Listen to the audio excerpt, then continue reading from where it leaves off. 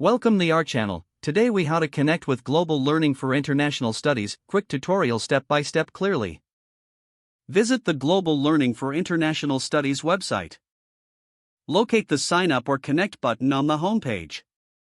Click on the button to begin the registration process. Fill in the required information, such as your name and email address. Create a secure password to protect your account.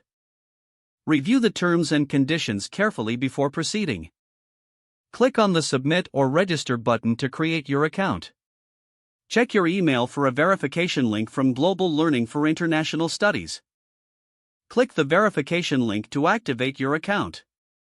Return to the Global Learning for International Studies website.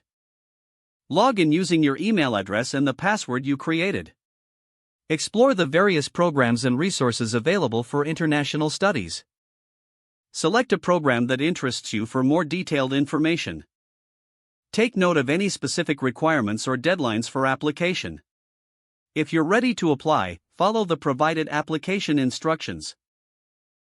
Submit any requested documents, such as transcripts or letters of recommendation.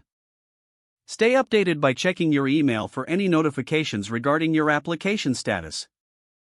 Engage with the community by participating in forums and discussions available on the platform. Utilize the resources offered for further learning and networking opportunities.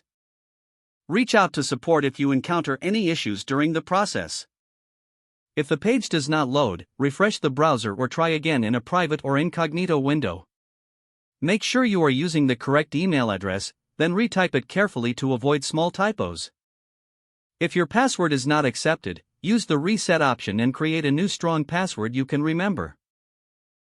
Check your spam folder for verification or security emails, then complete any requested confirmation steps.